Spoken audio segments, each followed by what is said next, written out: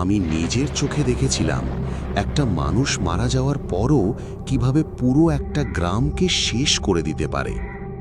সেদিন রাত 12টার দিকে হঠাৎ ঘুম ভেঙে গেল। বাইরে প্রচণ্ড বৃষ্টি হচ্ছিল, কিন্তু অদ্ভুত ব্যাপার হলো পুরো গ্রামের সব কুকুর একসাথে চিৎকার করছিল। আমি জানালার বাইরে তাকাতেই দেখলাম দূরের জঙ্গলের দিকে কয়েকটা আগুনের আলো জ্বলছে। মনে হচ্ছিল কেউ যেন মাঝরাতে কোনো পূজা করছে। পরদিন সকালে গ্রামের মানুষদের মুখে একটা নাম বারবার শুনতে পেলাম, উমা। কেউ নামটা স্বাভাবিকভাবে নিচ্ছিল না, সবাই ফিসফিস করে কথা বলছিল।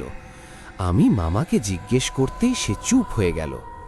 তারপর শুধু বলল, রাতে ওই নাম মুখেও আনবি না। সেদিন বিকেলেই জানতে পারলাম কয়েকদিন আগে উমা নামে এক মহিলা গ্রামের পুরনো বটগাছটার নিচে গলায় দড়ি দিয়েছিল। কিন্তু মৃত্যুর আগের রাতে ওকে জঙ্গলের ভেতরে একটা অদ্ভুত রিচুয়াল করতে দেখা গিয়েছিল।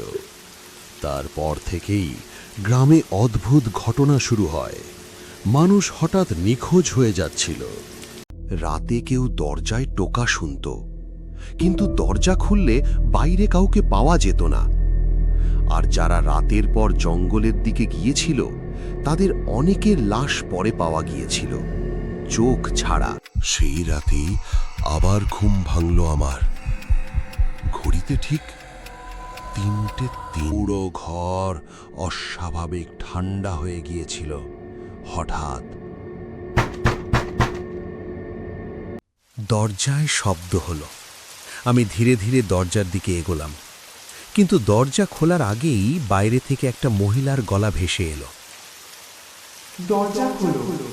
আমার বুক কেঁপে উঠল, কারণ গলাটা মানুষের মতো শোনাচ্ছিল না। মনে হচ্ছিল একসাথে অনেকগুলো গলা কথা বলছে। আমি সাহস করে জানালার ফাঁক দিয়ে বাইরে তাকালাম, আর তখনই দেখলাম বৃষ্টির মধ্যে একটা মহিলা দাঁড়িয়ে আছে। সাদা শাড়ি, মাথা নিচু, লম্বা ভেজা চুল মাটিতে প্রায় লেগে আছে।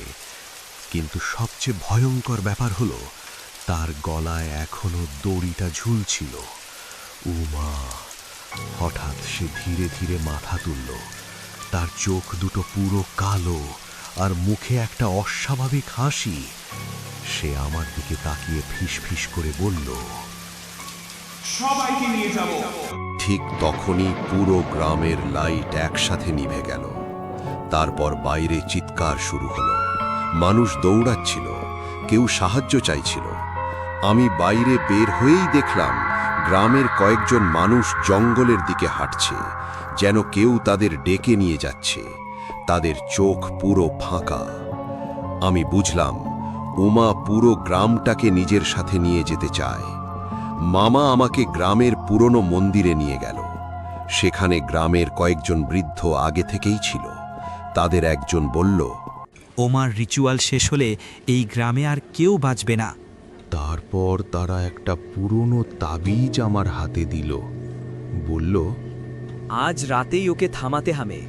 আমরা সবাই মিলে জঙ্গলের দিকে গেলাম। চারপাশে শুধু কুয়াশা আর বৃষ্টির শব্দ। হঠাৎ দূরে আগুন দেখা গেল। জঙ্গলের মাঝখানে উমা দাঁড়িয়েছিল। তার চারপাশে গ্রামের নিখোঁজ মানুষগুলো দাঁড়িয়েছিল, মাথা নিচু করে। আর মাটিতে রক্ত দিয়ে আঁকা ছিল অদ্ভুত চিহ্ন।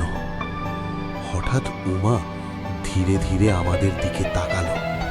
তারপর সে হাসতে শুরু করল, কিন্তু সেই হাসি মানুষের ছিল না। মনে হচ্ছিল পুরো জঙ্গল একসাথে হাসছে। তারপর সবকিছু একসাথে শুরু হলো। চারপাশের মানুষগুলো আমাদের দিকে দৌড়াতে লাগলো। কেউ একজন আমার হাত ধরে টেনে নিচ্ছিল। আমি তাবিজটা শক্ত করে ধরে উমার দিকে দৌড়ালাম। উমা হঠাৎ চিৎকার করে উঠল। চারপাশের গাছ কাঁপতে শুরু করলো।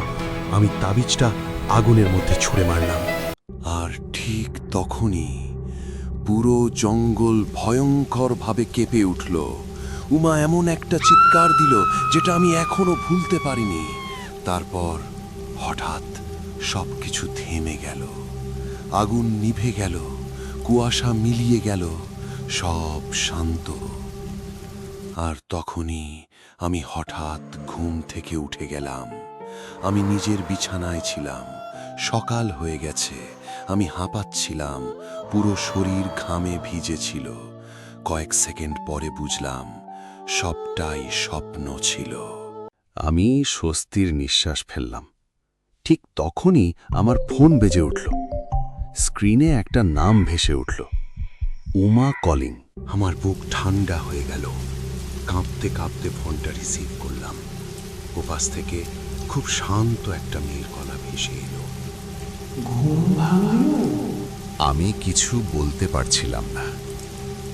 তারপর কয়েক সেকেন্ড চুপ থেকে সে ধীরে ধীরে বলল, আজ রাতে আবার দেখা হবে। Call disconnected. অন্ধকারের আরও গল্প শুনতে সাবস্ক্রাইব করে রাখুন।